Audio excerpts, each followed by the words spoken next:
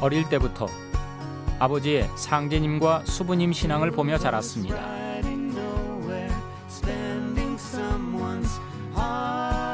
그러나 결혼 후 천주교 신자인 남편을 따라 성당에 다니게 되었습니다.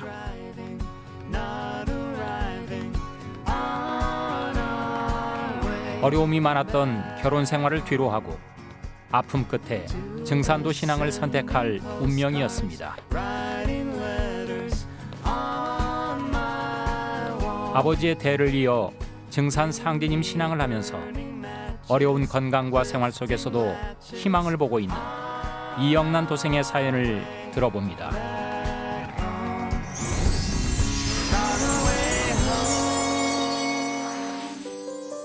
저희는 형제들이 좀 많은데요. 우리 집은 9남매였는데 그중에 저는 막내입니다. 저희 부모님 세대에는 그런 분들이 꽤 있으셨다고 알고 있습니다. 아버지가 49세 때 저를 낳으셨는데요. 저랑 아버지하고는 토끼띠 띠동갑입니다. 9남매 막내로 태어난 저는 돌아가신 아버지의 상제님 신앙을 갓난아기 때부터 지켜보면서 자라왔습니다. 새벽이면 항상 아랫목에 모셔져 있는 상제님과 고수부님 어진 앞에 청수를 떠놓고 기도를 하셨고요. 저녁에도 마찬가지로 청수를 떠놓고 기도를 하셨습니다. 청수 담당은 대부분 저희 자식들이었는데요. 그거는 저희 아버지가 자연스럽게 상제님 신앙하는 거를 보고 배우라고 그리 배려를 하신 것 같습니다. 아버지는 늘 일심으로 평생을 상제님을 받들고 또 그 뜻에 따라서 진실한 삶을 사셨던 분이셨기 때문에 저희 자식들은 청빈하지만 덕망이 높으셨던 아버지를 존경하며 살아왔습니다. 돌아가신 후에도 신심이 깊으셨던 만큼 아마도 높은 곳에서 세상을 밝히시는 일을 하실 거라고 굳게 믿고 있습니다. 이건 아버지 자랑인데요. 저희 아버지 산소 앞에는 작은 추모비가 세워져 있는데요. 동네 분들이 뜻을 모아서 아버지를 공경하는 의미로 세워주셨습니다. 제가 선뜻 인터뷰에 응했던 것도 사실은 아버지 자랑을 하고 싶어서입니다. 저는 아버지께서 늘 기도하시고 공부하시는 모습을 지켜보면서 자라왔기 때문에 자연스럽게 태을주와 운장주를 제 삶의 기본 기도문으로 삼게 되었습니다. 힘들고 지칠 때나 어려운 고비 때마다 주문과 기도로서 이겨내곤 했는데요. 태울주는 평상시에도 생활에 자연스럽게 우러나오는 주문 중에 하나예요.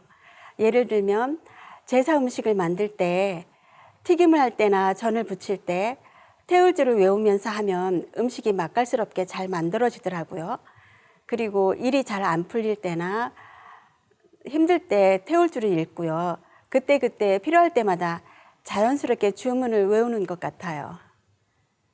특히 악몽을 꿀 때 태울주를 읽는데요. 꿈속에서 태울주를 읽으면 악몽에서 바로 벗어날 수 있어서 참 좋더라고요. 운장주는 아플 때 읽으면 든든하고 힘이 나고요. 겁이 난다거나 무서운 생각이 든다거나 할 때 주로 합니다. 그리고 아버지께서 늘 말씀해 주시던 게 있으셨는데요. 남에게 척을 짓지 마라. 원한을 사면 반드시 나에게나 내 자손에게 돌아온다고 하셨고요. 근본을 알고 조상을 잘 섬겨라. 돈을 탐하지 마라. 돈은 필요악이라고 돈이 쌓이는 만큼 악업도 쌓인다고 말씀하셨고요. 그리고 은혜는 꼭 갚아라. 남에게 기대지 마라. 저희 아버지께서는 방 벽에도 기대어 앉지 못하게 하셨거든요. 사실 아버지 말씀대로 산다는 게 쉬운 건 아니라는 건 알지만 그래도 사는 데 있어서는 한 번 더 생각하고 말하고 한 번 더 생각하고 행동하게 되더라고요. 어려운 가운데에서도 자식에게 부끄럽지 않은 엄마가 되려고 나름 노력하고 있습니다. 시골에서 부모님 품 안에서 유복한 어린 시절을 보냈습니다. 제가 항상 잘 웃는데요. 아마도 어렸을 때부터 부모 형제들에게 사랑을 많이 받고 자라서 그런 것 같습니다. 고등학교를 졸업하고 부모님 품을 떠나 서울에서 직장 생활을 하였는데요. 그때 남편을 만나게 되면서부터 부모님 속을 많이 썩여드렸어요. 지금도 그때의 철없던 시절이 많이 후회가 됩니다. 그 당시 남편은 부모님도 일찍 돌아가시고 제대로 된 직장도 없고 나이도 저보다 어리고 뭐 하나 내세울 것 없는 사람이었으니까 어찌 보면 부모님 반대는 당연한 것이었는지도 모릅니다. 그래도 자식 이기는 부모 없다고 끝내는 결혼을 허락해 주시더라고요. 결혼 후 천주교 신자인 남편을 따라 성당을 다니게 되었는데요. 아버지께서도 한 집안에 종교가 둘이 있으면 집안에 불화가 생긴다고 하시면서 남편을 따라 성당에 나가는 것을 인정해 주시더라고요. 그래서 성당 다니면서 영세도 받고 혼배 성사도 하였지만 첫 고해 성산날 밤에 꾸었던 꿈을 잊을 수가 없습니다. 검은 도복 차림을 한 사람이 꿈에 나타나서 저한테 허튼 짓 한다면서 얼마나 엄하게 꾸짖으시고 나무라시던지 너무 무서워서 잠에서 깨었습니다. 그 이후로는 천주교는 내가 모실 종교가 아니라는 것을 깨닫고 두 번 다시는 고해 성사를 하지 않았고요.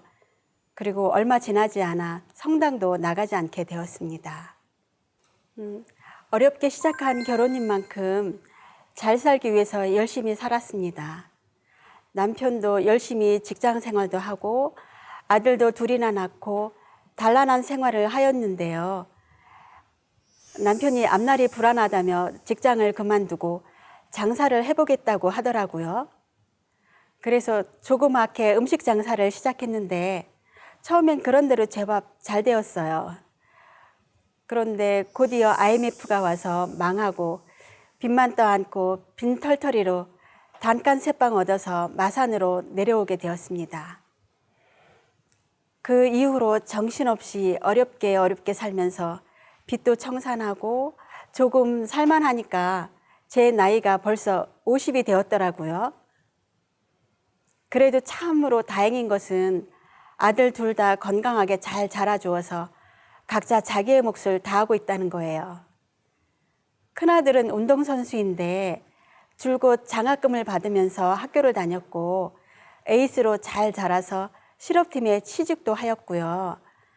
작은 아들도 고등학교 때 학원 한 번 다니지 않고도 남들이 다 부러워하는 명문대에 합격하고 지금은 해병대에서 군 복무하고 있습니다. 그렇지만 사실은 근래 2년 동안은 개인적으로 감당하기 힘든 많은 일들을 겪어야 했습니다. 힘든 고비를 다 넘겼나 싶었는데 불행은 연달아서 온다는 말이 있듯이 이혼하고 친정 어머니가 돌아가시고 그리고 잘 다니던 직장도 경영상 이유로 실직하게 되고 그래도 건강만은 정말 자신하고 살았었는데요. 골반염증으로 인해서 개복수술하고 또 재발해서 입원하고 그러다 보니까 몸도 마음도 많이 지치고 약해졌습니다. 정신줄이라도 꼭 붙잡고 있지 않으면 이러다 죽을 수도 있겠다 싶은 생각이 들더라고요. 그래서 보살펴 달라고 돌아가신 아버지 어머니를 찾게 되었고요. 상제님께 의지하고 싶은 마음이 더 간절해지더라고요. 앞에서 잠시 언급했듯이 저희 가족이 9남매였는데요. 그중에 셋째 오빠가 오래전부터 아버지의 뜻에 따라 증산도 신앙생활을 해오셨기 때문에 늘 만날 때마다 상제님을 모시라는 권유를 받았습니다. 그러나 솔직히 저는 자신이 없었습니다. 왜냐하면 아버지나 오빠처럼 일심으로 신앙생활을 할 자신도 없었고요.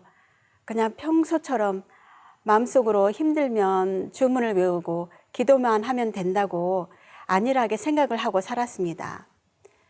그런데 결정적으로 제가 상제님을 모시려고 했던 이유가 있었는데요. 제가 몸도 마음도 약해져서 그런가 어디 가서 점을 볼 때마다 저한테 신이 들어왔다고 신을 받아 무당이 되어야 한다는 거예요. 그런데 차마 그럴 수는 없더라고요. 그래도 평생 상제님을 마음속에 품고 살아왔는데 무당이 될 수는 없었습니다. 그래서 마음의 중심을 잡고 증산도 신앙생활을 하고 있던 셋째 오빠에게 의논하여 입도 준비를 하게 되었습니다. 사실 10년 전쯤에 마산에 내려와서 어렵게 살던 시절에 증산도 입문하려고 공부만 조금 하다가 포기하였었는데요. 이제야 본격적으로 입도를 하게 된 걸 보면 증산도 신앙생활은 다 때가 되어야 하는 것 같습니다. 증산도 마산 회원도장이 저희 집에서 걸어서 10분 정도 거리에 있는데요. 처음엔 증산도 도장에 미리 연락도 드리지 않고 무턱대고 찾아가서 공부하고 싶어서 왔습니다 하였습니다. 그 당시 조금은 당혹스러우셨을 포종님을 생각하면 지금도 웃음이 납니다. 그래도 친절하게 조력자도 만들어주시고 친히 입도 교육도 날마다 해주셨기 때문에 잘 적응할 수 있었던 것 같습니다. 기도하는 법, 수행하는 법, 배려하는 법, 공부하는 법을 어린 아기에게 가르쳐 주듯이 하나에서 10까지 세세하게 가르쳐 주시고 이끌어 주셔서 편안한 마음으로 배울 수 있었습니다. 공부를 하면 할수록 어렵기도 하지만 재미도 있었습니다. 잘은 모르지만 우주 변화 원리를 통해서 앞으로 다가올 후천 5만 년 성경 세계를 알게 되었고요. 또 진리 공부를 통해서는 100여 년 전에 상제님께서 왜 이 세상에 오셔서 천지 공사를 펼치셨는지를 알게 되었습니다. 참 신앙, 참 일꾼이 되어야 하는 이유도 알게 되었습니다. 도장에 나올 때마다 생각하는 것이 있는데요. 조금은 늦었지만 그래도 다행인 것은 내가 와야 할 자리에 와서 앉아 있구나 하는 안도감과 고마움이었습니다. 삶에 지치고 힘들어 생을 포기하고 싶을 때도 있었습니다. 그래도 조상님께서 이 못난 자손을 불쌍히 여기시고 제 자식만은 반듯하게 잘 자랄 수 있도록 보살펴 주셨고요. 저 또한 험한 세상살이에서 상처받은 마음을 잘 다독여 주시고 심성을 크게 다치지 않고 거칠지 않도록 보살펴 주셨기에 웃음을 잃지 않고 살 수 있었음을 깨달았습니다. 그렇기 때문에 더욱더 첫걸음을 뗄 때부터 제대로 배우고 싶은 욕심에 하나하나 배우고 익히는데 정성을 기울였습니다. 거의 1년 동안 집에서 쉬면서 게으름이 습관이 되어버려서 도장을 나와서 날마다 공부와 수행을 하는 것이 처음에는 힘들고 버거웠는데요. 하지만 늘 곁에서 끈을 놓지 않게 챙겨주시고 함께 해주시는 포정님과 조력 성도님 도움으로 긴장의 끈을 놓을 수가 없더라고요. 밤이 새는 줄 모르고 도전책을 읽던 날 꾸었던 꿈은 지금도 생생합니다. 돌아가신 친정어머니와 방에 함께 있었는데요. 제 온몸에서 고름주머니가 터져 나와서 새 이부자리가 흠뻑 젖을 정도로 고인 거예요. 어머니하고 이불 젖으면 안 된다고 안타까워하면서 방 안에 온통 고름이 가득 차 있기 때문에 놀래서 양동이하고 쓰레받기로 고름을 퍼내다가 깼는데요. 지금 생각해도 너무나 신기하고 놀라운 꿈이었습니다. 상제님의 말씀을 담은 도전 성구를 읽는 것만으로도 이렇게 큰 우력이 있다는 걸 느낄 수 있었는데요. 앞으로도 일심으로 상제님을 섬겨야 되겠다고 생각했습니다. 제가 앞에서 잠깐 말씀드렸던 부분인데요. 도전책을 처음 읽고 그날 밤 꾸었던 그 온몸에서 고름이 터져 나왔던 그 꿈 얘기를 지금 제가 가만히 생각해 보면 저한테는 기적과 같은 꿈의 예시였다고 생각이 들더라고요.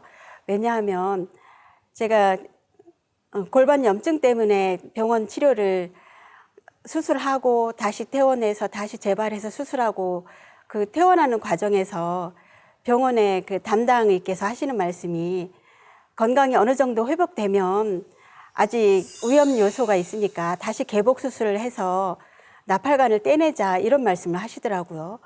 근데 저는 그 병원을 거의 4달 정도를 있었기 때문에 너무 엄두가 안 나고, 그리고 다시 수술하는 자체도 싫고 해가지고 입원 날짜를 잡고 수술 날짜를 잡자고 하는데도 그 뜻을 거부하고 그냥 증산도 신앙생활을 하는 거를 통해서 이겨내자고 마음을 먹었던 것 같아요. 근데 제가 2주 전에 건강검진을 받았거든요. 건강검진을 산부인과 검진도 받고 종합적으로 다 받았는데 정말 다행인 게 제 몸 안에 있던 그 염증 소견이 거의 다 완치되고 그 정상적인 수치로 나온다고 말씀하시더라고요. 그 제가 그 꿈 얘기가 지금 생각해 보면 제가 처음 했던 기적과 같은 정말 죽을 수도 있었던 그 상황을 신앙으로서 이겨낸 그런 체험이 아니었나 생각합니다. 제가 도전책을 읽으면서 가장 마음에 와닿고 또 자주 즐겨 읽는 성구가 있는데요. 한번 읽어보도록 하겠습니다. 도전 2편 119장.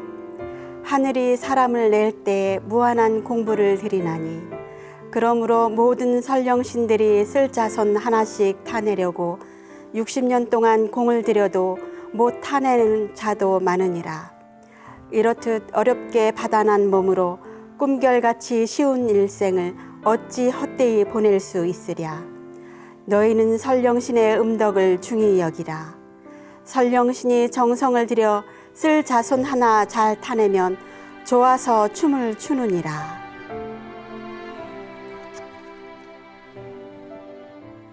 이 성구를 읽고 있으면 제 자신이 아주 소중하고 귀한 사람이라는 것을 알게 됩니다. 비록 현실에서는 힘들게 살지만 좌절하지 않고 조상의 음덕을 감사히 여겨서 참되고 바르게 살아야겠다는 생각을 많이 하게 됩니다.